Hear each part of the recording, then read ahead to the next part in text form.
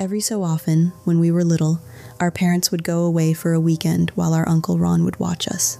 Uncle Ron had been single his whole life, but he always loved kids, so he always happily did it. We never complained. He let us stay up late and eat cereal for dinner, and never once made us go to bed at a reasonable hour. One Friday night, the same night our parents left town, we were all watching Titanic during a monster snowstorm. Me, my 2 brothers, my older sister, and Uncle Ron, all piled onto the living room couch under blankets while the wind pressed against the windows like it was trying to get in. I remember certain parts of that night with a clarity that still unsettles me. Other parts I draw complete blanks on, which bothers me more than I like to admit. Memory isn't supposed to have holes like that, not in children. What I do remember, the power flickered off briefly, plunging the house into a darkness so complete it felt physical. We all screamed the kind of scream that's half laughter, half genuine fear, and when it came back on, we had to reset the VCR to get back to where we were in the movie. Shortly after that, Uncle Ron fell asleep in the armchair. Deep asleep, the kind where his breathing got slow and heavy, and nothing short of a car alarm would have woken him. We let him sleep. We kept watching. It was the scene where Rose was running with the axe, sprinting back through the flooding corridors to where Jack was trapped. I remember that specifically. I remember the urgency of it. That's when my brother came back from the bathroom. He'd gone outside on his way back. Just to look at the snow, he said later, the way kids do, drawn to weather the way they're drawn to fire. He came back inside with his eyes wide and his voice pitched high, and he told us to come see something. Starved for excitement, I guess. The 3 of us ran to the back door, and we saw it immediately. Footprints in the snow, a single set, starting at the back door, our back door. The door we used every day leading away from the house to the nearest window, where they stopped and faced inward for a moment, and then continued out toward the tree line and the dark woods beyond. Someone had been standing at our window, looking in. While we were inside watching a movie with the lights on, visible through the glass, completely unaware someone had walked up to our house in a snowstorm and pressed close enough to the window to look at us. My sister went pale. My brother said he'd heard the back door, not a knock, just a sound, the specific sound of a handle being tested right before he'd gone outside. He hadn't thought anything of it at the time. Our sister turned and ran back inside, calling for Uncle Ron. But something pulled at me, a stupid, childhood kind of pull, the one that overrides sense, and I watched my brothers starting to follow the footprints with their eyes, tracing the path toward the woods. "We should follow them," one of them said. I should have said no. I was the oldest of the 3 of us. I knew better. The snow was falling heavy, and the woods were dark, and there was an adult sleeping 15 feet away who could have handled this properly. Every reasonable part of my brain knew exactly what the right choice was. I started pulling on my coat. Our sister stood in the doorway with her arms crossed, threatening to wake Uncle Ron the moment she saw us reaching for our boots. I told her we weren't going far. I told her we'd be together. I told her it was probably just a neighbor cutting through the yard. She didn't believe me, but she went back to the living room, and we went out into the snow. The cold hit immediately, the sharp, lung-tightening cold of a real storm, not the playful cold of an ordinary winter night. The wind had picked up. The footprints were already softening at the edges, new snow filling them in steadily, as if the storm was trying to erase the evidence before we could follow it. We followed it anyway. The trail led straight to the tree line and then into the woods. Under the canopy, the snow fell differently, thinner, quieter, filtered through bare branches. Our flashlight made a pale tunnel in the dark, and that's when I noticed it. The footprints were getting deeper. Not slowly, noticeably. Each step more defined than the last, the impression sharper, the edges cleaner. My brother said what I was already thinking, that it was because less snow was reaching the ground under the trees, so the prints were better preserved. But I thought something else. I thought, or they're fresher. I thought, whoever made these prints came this way recently. Very recently. I didn't say it out loud.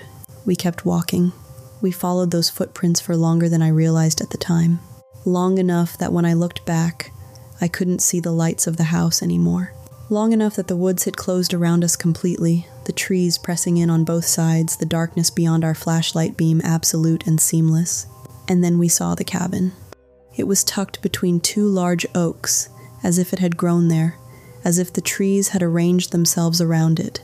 Small, old, the kind of structure that exists outside of time, that belongs to no particular decade. No lights in the windows, no smoke from the chimney. No sign of habitation except for the footprints that led directly to its front door and stopped there. We stood at the edge of the small clearing and looked at it. Nobody spoke for a moment. We didn't dare approach the door. Instead, moving slowly, keeping close together, we crept around the side to the nearest window. I pressed close to peer through it and felt my stomach drop. It wasn't glass. It was a screen. Just a mesh screen. Open to the air, open to the cold, open to the inside of the cabin, which meant that whatever was inside that cabin, whoever was inside that cabin could hear us, had been able to hear us the whole time we'd been whispering and shuffling through the snow. We had not been quiet. Then 2 thumps from inside, heavy, deliberate, and then a sliding sound, low and slow like something being dragged across a wooden floor. None of us moved. None of us breathed. Then my brother screamed. I spun around. He was pointing at the other window of the cabin, the one on the far side, and in that window, barely visible in the darkness, was a head. Just a head. No features. No expression I could read. The darkness where a face should have been was simply dark, featureless, a silhouette that shouldn't have been there, shouldn't have been possible, and yet was completely and undeniably present. It looked at us. For 1 second, maybe less, it looked at us. Then it disappeared, and the thumping started again from inside, rapid now, urgent, crossing the floor fast, and the front door of the cabin burst open. We ran. I don't remember deciding to run. I don't remember my legs starting. One moment I was standing at that window, and the next I was sprinting through the dark with my brothers on either side of me, and the trees closing in and the flashlight bouncing wildly, and all I could think was the house. The house. Get to the house. I don't know if we were chased. I was too afraid to look back. We burst through the back door gasping, stumbling over each other, and our sister came running from the living room, and Uncle Ron jolted awake in his chair with the confused alarm of someone yanked out of deep sleep. We were all talking at once. Nobody made sense. Eventually, we calmed down enough to tell him what happened, watching his face move through skepticism and concern, and something else, something careful that I've thought about since. He went out to look. He came back in 5 minutes later and said he hadn't seen anything. The footprints, he said, had filled in. We didn't sleep that night, not really. The next morning, the storm had passed and the sun was hard and bright on the snow. Uncle Ron took us into the woods to find the cabin. We walked for over an hour. We never found it. Not that day, not any day since. We still live in that same house. Those same woods stretch behind the same yard. My brothers and I have walked every part of them, separately and together, in every season, over more years than I like to count. The cabin isn't there. It doesn't appear on any map. Not digital, not historical. We've searched Google Earth. We've searched county property records. We've asked people who've lived in the area their whole lives. Nothing. Sometimes I think about the screen window. The fact that it had no glass. The fact that whatever was inside that cabin had been able to hear every sound we made from the moment we entered that clearing and had chosen to stay quiet until the very last moment. I think about the footprints leading from our back door to our window. How long they'd been standing there. What they'd been looking at through the glass. I think about the face in the window. The darkness where features should have been. And I think about the one thing that I've never been able to explain, no matter how many times I've turned it over. We followed those footprints into the woods. One set of prints, leading away from our house, into the trees, to the cabin. But when we ran back through the woods, terrified, following our own trail home, I counted our prints in the snow. There were too many.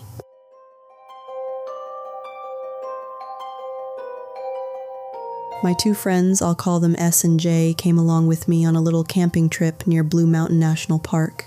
It was my idea. I'd been craving it for weeks, the specific kind of escape that only comes from being genuinely away. No notifications, no obligations, no ceiling above you at night. Just trees and cold air and good company. We set up camp near a small pond because it seemed like the coolest spot to settle in. The water caught the last of the evening light in a way that felt almost too pretty to be real. We got the fire going, dragged our chairs into a loose circle, and that was that. The whole point of the trip was simple. Get out, drink a bunch of beers with friends, and breathe. I cracked open my second Budweiser, laughing with S and J, talking about our other friends the way you do when they're not there to defend themselves. Music played from the little Bluetooth speaker Jay had brought. The fire popped. The pond sat dark and still 20 feet away. Overall, just a good night. Then S reached over and turned the speaker all the way down. She shushed us and pointed at the pond. "Do you guys see that?" she whispered. Jay and I both turned to look. The campfire's glow reached the water's edge and spread a low orange reflection across the surface. I stared at it, trying to find what she was pointing at. "There's something in the water," she whispered. The pond looked still to me, dark at the edges where the firelight didn't reach. I got up and went to my tent to grab the flashlight from my bag. When I came back out, S said quietly, urgently, "Don't." I turned it on anyway. The beam swept across the pond's surface. Nothing. No shape, no figure, no animal eyes catching the light. But we all heard it. The sound of water being displaced. Slow, deliberate the sound of something moving through shallow water, placing each step carefully, the way something moves when it doesn't want to be seen but knows it already has been. I clicked the flashlight off. The three of us sat in our chairs and looked at each other in the firelight, all wearing the same expression. Nobody said anything clever. Nobody laughed it off. Jay told us to turn the speaker off completely. So we sat in silence, the three of us, listening to the night. The fire crackled. Somewhere distant, an owl called once, and didn't call again. The pond was perfectly, completely still. An hour passed, and nothing happened. Gradually, the way it does, the tension dissolved. We started talking again. Not about what we'd heard by unspoken agreement. We left that alone, but about other things. Normal things. The fire burned lower. The beers got finished. Eventually, we called it a night. S and J shared one tent. I took the other, alone, zipping it closed behind me and settling into my sleeping bag with the kind of tiredness that comes from cold air and laughter and not enough water. And then, alone with my thoughts in the dark, I started thinking about what S had seen. She'd never described it. She'd said something in the water, but she hadn't said what it looked like, whether it was an animal or a person, whether it was moving toward us or away. I hadn't asked, and she hadn't offered. And now, alone in my tent with the fire dying outside, that omission felt significant in a way it hadn't before. I lay still and listened. The night had its sounds, wind in the upper branches, the occasional shift and pop of cooling wood, the distant suggestion of the pond. Normal sounds. I told myself they were normal sounds. Then something from the woods, a sound that didn't belong. I sat up. That always seems to help with concentration, getting upright. I focused. Silence. Then again, closer now, unmistakable. A foot hitting the ground. Not a branch falling, not an animal settling. The specific weighted rhythm of something stepping deliberately across earth, one foot and then the other. The sound of a body moving through darkness with intention. Another footstep. Closer. Whatever it was circling the campsite. I was already unlocking my phone, already opening the text thread with Jay, typing with fingers that weren't entirely steady. I got as far as "there's something." The scream tore through the night like something being ripped open. It came from directly outside. Close, so close, the sound seemed to press through the walls of the tent, seemed to fill the small space around me completely. I don't know how to describe it, except to say it was the kind of sound that reaches something older than thought. Not a scream of surprise, not pain exactly, something more deliberate than either. A sound that lasted 5 full seconds, and then stopped as completely as it had started, leaving a silence that felt louder than the scream itself. I couldn't tell if it was a man or a woman. It was deep enough to be a man, but not so deep that it couldn't have been a woman. What I can tell you is that it didn't sound like any person I've ever heard. It didn't sound like anything I want to hear again. I sat frozen in my sleeping bag with my phone in my hand, and my heart doing something I didn't have a word for. I didn't know whether to run, to call out, to stay silent. Every option felt equally wrong. I stared at the tent wall as if I could see through it, as if I could find the shape that had made that sound standing just outside the thin nylon. My phone lit up. Jay, what was that? I didn't answer right away. I was trying to think, trying to calculate. My mind kept returning to the footsteps, how close they'd been to the tent when they stopped. How they'd stopped before the scream. Then Jay again. Coast is clear. Run for the car. I grabbed the keys from my bag, unzipped the tent. The sound of the zipper was the loudest thing I'd ever heard, and I ran. 30 seconds to the car. It felt like longer. I ran with my eyes forward and the keys already in my hand, and the darkness pressing in on both sides, and the thought that I would not look back. Because some part of me understood that if I looked back, I would see something and I would never be able to unsee it. We stayed in the car all night, the three of us, doors locked, not talking much, watching the dark tree line until the sky went gray and then pink and then fully light. We went back for our things in the morning. Everything was still there, the tents, the chairs, the cooler. The pond sat quiet and ordinary in the morning light, looking like nothing had ever happened near it. We packed up fast and didn't linger. S never did describe what she'd seen in the water that night.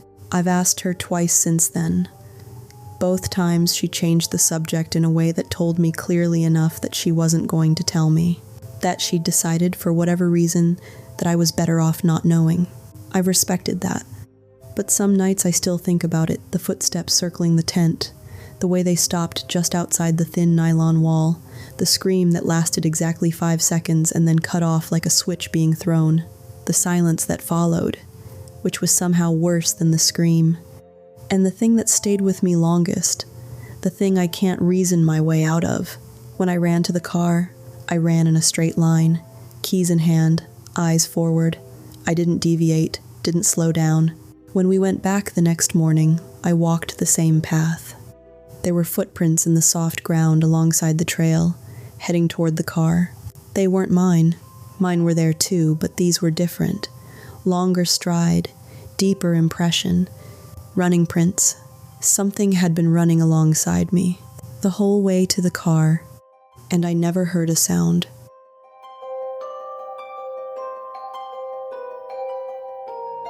I'll skip most of the background. What you need to know is this. I'm a photographer and video editor, and that day I'd gone into the woods alone to shoot footage. Rain on leaves, rain on a river, the way light moves differently when everything is wet. It's the kind of content I love making, the kind that requires patience and solitude and wandering off the marked path. The wandering off the marked path is where things went wrong. I had my backpack spare pair of pants, flashlight, tripod, camera, some granola bars, standard kit. What I didn't have, apparently, was a reliable sense of direction, because somewhere between the river and the tree line I'd been shooting along, I lost the thread back to my car. I want you to understand what it feels like to be a woman alone in the woods when you realize you're lost. It's not the same as being lost in a city. In a city there are people, and people mostly help. In a forest, there are no people, and the space around you is vast and indifferent, and it does not care whether you find your way out. The trees look the same in every direction. The light, filtered through a gray drizzle, flattens everything. Your phone shows you a blue dot on a green screen that tells you where you are, but not where you need to be. I was panicking. Genuinely panicking, not the manageable kind, but the kind where you're talking to yourself out loud, voice rising, saying things like, "This is fine," and just think, and then, when neither of those worked, just screaming quietly into the wet air because sometimes that's all that's left. An hour of this, maybe more, and then I started hearing the footsteps. Not multiple sounds at once, not the ambient rustle of a forest in rain. One sound, specific and repeating footsteps appearing at different positions around me. Left side for a moment, then ahead, then to the right, as if whatever was making them was circling, repositioning. My first thought was bear. The rational, wildlife-educated part of my brain grabbed onto that explanation and held it because a bear, at least, is a known quantity. There are rules for bears. There is protocol. So I slowed my own footsteps deliberately, carefully to quiet my movement and better hear the source of the sound. Then I turned my head as fast as I could toward the most recent footstep. Half a body, disappearing behind a tree. Not a bear, a person. I stood completely still for one long moment, the rain coming down around me, and processed what I'd just seen. The half-second glimpse of a shape human, upright, that had moved behind cover the moment I turned. I made a decision immediately. I didn't call out. I didn't confront. I turned my face forward and kept walking at the same pace, as if I hadn't seen anything, as if I was just a woman making her way through the woods with somewhere to be. No sudden movements. No acknowledgement. It was the right call. I still believe that. But my heart was doing something I'd never felt it do before. Not racing exactly, but stuttering, like it couldn't decide on a rhythm. The light was failing now, every minute darker than the last, the gray drizzle thickening the dusk, the trees pressing closer as the visibility dropped. I checked my phone every 10 seconds, refreshing the signal indicator, willing a bar to appear. 1 bar. I stopped walking. Wiped the screen dry with my sleeve, opened maps with fingers that weren't entirely steady and located the nearest road.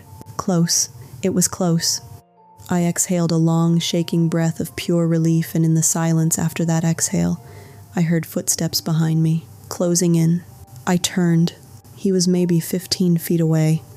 He'd stopped moving the moment I turned, half concealed behind a tree, but not concealed enough, not trying, it seemed, to be concealed enough anymore.